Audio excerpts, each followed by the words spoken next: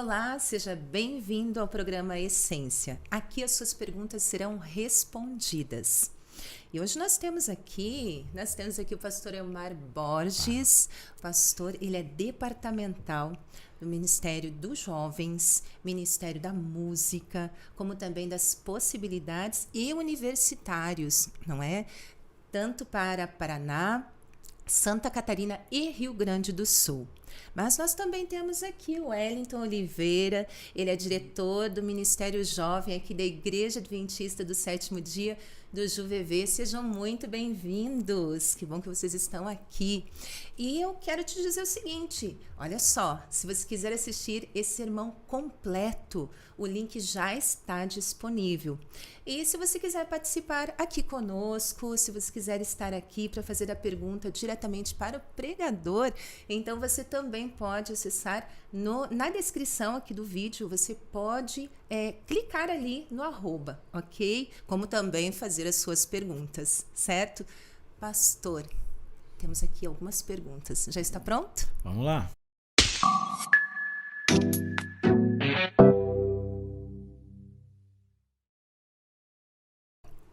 Nós temos a primeira pergunta que diz assim: pastor, em seu ponto de vista, e acredito experiência intermediária, como você poderia definir uma submissão aos pais por seus filhos, quando muitas vezes os pais estão longe de serem honrados e respeitados através de exemplos enojados e perversos? O que Deus fala sobre isso? Primeiro é bom a gente lembrar que hoje em dia existe assim, uma certa dificuldade das pessoas, né, quando fala, você tem que ser submisso a alguém, né?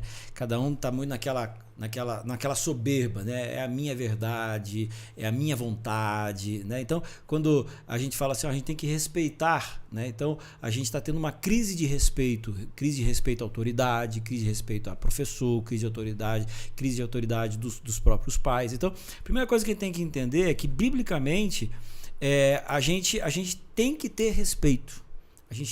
Existem autoridades sobre a minha vontade. Porque se eu não entendo isso, por que eu vou me submeter à vontade de Deus na minha vida? Então, existe assim algumas pessoas que só de falar de ser submisso, eles já não querem nem saber mais da conversa. Só que, biblicamente, existe essa questão. A Bíblia fala que a gente deve ser submisso aos pais. A Bíblia fala que a gente tem que ser submisso aos governos. Tá? Só que, tanto nesses dois casos, a gente tem um limite. Qual que é o limite? Limite do certo e errado. Por quê? Porque mais do que submisso aos meus pais, eu tenho que ser submisso a Deus.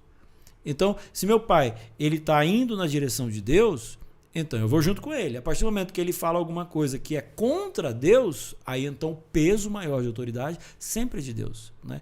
Então, eu acho que essa pergunta ela é interessante no sentido de que eu entendi que o jovem ele está querendo ser submisso aos pais, mas de repente os pais eles não estão merecendo esse respeito. Aí fica meu apelo, né, como eu falei no sermão de hoje. Os adultos eles têm que ter essa consciência, sabe? Eles têm que ter consciência de que eles estão cuidando da salvação deles, mas eles também estão sendo um exemplo para os mais novos, para os seus filhos, né? Então eles têm que ter essa consciência, com certeza. Agora, repetindo e finalizando, entre a submissão a um pai que está indo contra Deus e a submissão a Deus, meu amigo, sempre Deus vence. Com certeza. Pastor, quais são as outras frentes programadas para anunciar nas cidades? Veja, teve uma época que a Igreja Adventista era uma igreja rural. Né? A igreja era rural, a sociedade era rural, né? Mas nos últimos 30 anos o êxodo para grandes cidades e grandes aglomerados, né, é a realidade que a gente tem no Brasil e praticamente no mundo. Então a gente tem que aprender com isso, né, que o nosso mundo, porque o evangelho tem que ser pregado em todo mundo. Mas se eu ficar preocupado com o evangelho da África, pode ser que eu não faça nada lá e não faça nada aqui. Então, eu acho que cada jovem, cada pessoa da Igreja Adventista tem que entender de que ele precisa fazer diferença no mundo a qual ele está inserido. Qual que é o mundo que eu estou inserido? No prédio que eu moro. Hoje em dia, até para entregar um livro para alguém que mora dentro de um prédio é difícil. Entendeu? Então como é que a gente chega nessas pessoas? A gente chega pela TV, a gente chega pelo rádio e a gente chega por um vizinho que dá bom dia para quem está dentro do elevador. Entendeu? Então eu acho que não existem, vamos dizer assim, estratégias exatamente voltada para isso. Existe, na verdade, a busca da vivência de um cristianismo real no trabalho, na faculdade, né? Só um lembrete, né? Alguns falam assim, não, vamos sair daqui do Brasil e vamos pregar o evangelho lá na China, porque é uma sociedade completamente sem Deus. Jovem, olha e perceba que dentro da sua universidade é uma sociedade sem Deus também. Então, às vezes, a gente fica querendo testemunhar longe, né? E a gente esquece de que quem está ao meu redor precisa desse testemunho. Então, qual que é a estratégia? Viva o cristianismo onde você está. E esse vai ser o maior sermão. Amém. E, Wellington, e a sua pergunta, qual é? Muito bem. Pastor, a gente está... Os jovens, até você comentou também, os jovens têm enfrentado inúmeras dificuldades nos dias de hoje. O mundo está muito moderno, o mundo pós-moderno, né? Qual deve ser o comportamento que se espera de um jovem cristão dentre as grandes diversidades do mundo, mas principalmente a diversidade do comportamento sexual, né? Seja uma pessoa que é um homoafetivo, seja uma pessoa que tem uma sexualidade mais aflorada. Qual que deve ser o comportamento agora do cristão quando essas coisas têm chegado muito próximo dele? Como que ele deve estar reagindo? Ok. Eu acho muito injusto quando as pessoas, a sociedade, olha para a igreja e, por exemplo, classifica a igreja como homofóbica, né? Como machista. Por quê? Basta olhar para a Bíblia. Aonde que foi basicamente o início da libertação das mulheres? Jesus. Quando Jesus agora começa a tratar as mulheres como a sociedade tratava os homens, a mesma importância, quando ele falou assim, no meu reino não tem rico, não tem pobre, não tem branco, não tem preto, não tem homem, não tem mulher, todo mundo é igual, ali foi o início da libertação e da construção de uma nova sociedade. Tanto é verdade que quando você vai para o mundo, lugares onde o cristianismo não é a base da sociedade, a mulher continua de burca.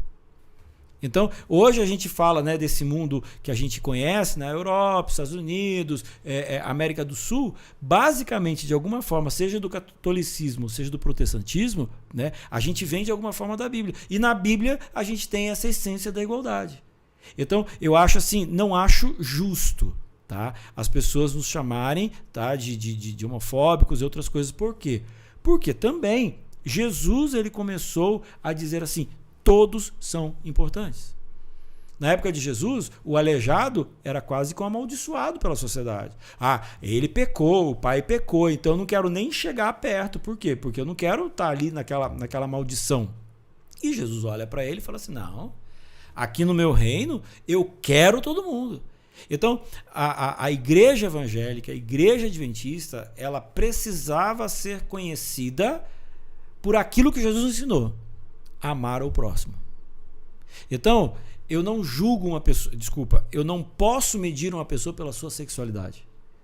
Eu tenho que medir ela pelo simples fato de que ela é um ser humano. Você é ser humano. Você é ser humano, você é ser humano, você é ser humano, você é ser humano. E aqui você é bem-vindo. Eu vou te amar, eu vou te acolher nas suas dificuldades, nas suas lutas. A igreja precisa ser um lugar de acolhimento a diferentes, independente se é sexo, se é questão financeira, se é cor, seja o que for, homem, mulher, seja o que for. Agora, a gente também precisa ser muito honesto com um outro detalhe. Na Bíblia, existem algumas questões onde a Bíblia determina, e quem determina não sou eu, quem determina é a igreja, quem determina não é a igreja, quem determina é o próprio Deus. De algumas atitudes que a gente tem. A Bíblia fala, por exemplo, você que gosta de mentir, que é fofoqueiro, brother, você tem que mudar isso no seu caráter. Você tem que mudar essa essência. Então, a Bíblia coloca alguns comportamentos que fala assim, olha, isso daqui Deus não se agrada. Agora, eu falar para alguém com amor sobre alguma coisa que biblicamente a gente compreende que não está correto, isso não faz com que eu não aceite essa pessoa como um ser humano. E de que eu não esteja abraçando essa pessoa. Veja, eu posso dizer, todo mundo é assim, gente. Tá? Desculpa, qual é o seu time? Cruzeiro. Cara, eu não gosto do Cruzeiro. Agora, porque eu não gosto do Cruzeiro, a gente não é amigo? Você está entendendo? Por quê? Porque mais do que um gosto que você tem sobre um time, tá? Isso não pode causar entre nós uma separação. Né? Então, eu acho que a gente como igreja, a gente precisa aceitar a pessoa, ela vem, seja orientação sexual que for, ela vai ser bem-vinda dentro da igreja. Nós vamos acolher, nós vamos abraçar. A partir disso, todos vamos ter um crescimento espiritual. Por exemplo, eu como pastor, eu tenho que ter direito de virar para um heterossexual e falar assim, amigo, se você é casado com a sua mulher e você estiver tendo um relacionamento com uma outra pessoa, biblicamente, você está errado. Você está entendendo? Você está errado. Então agora, não faz com que eu não goste, que eu não queira, que eu não ame aquela pessoa. Tá? Então, acho que a gente precisa ter esse entendimento bem claro. Ok? Certo.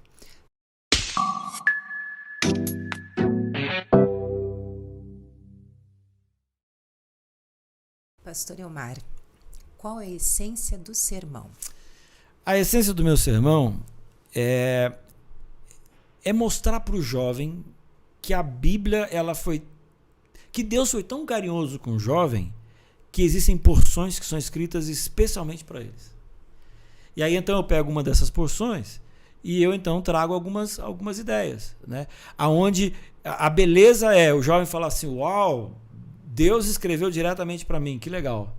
E chega no final, ali, Deus fala assim, você precisa tomar cuidado com o diabo porque ele quer destruir você. Uau, legal. Mas aí ele fala assim, mas eu acredito que você possa vencer. Sabe? Você, jovem, é mais do que vencedor. Tá? Você aqui, você tem de vencido o maligno. Então, a juventude não é desculpa para o pecado. Sabe? A juventude não é desculpa para o pecado. E todos os jovens em Jesus podem ser vencedores. Essa é a essência. Ai, maravilhoso isso. Pastor Elmar, Wellington, nós agradecemos muito a participação de vocês aqui. E para finalizar, pastor, pode fazer a oração? Vamos orar. Obrigado, Senhor, por esse dia. Obrigado. Nós estamos vivendo agora o sábado, né? Nossos amigos talvez assistam esse programa em outros dias da semana.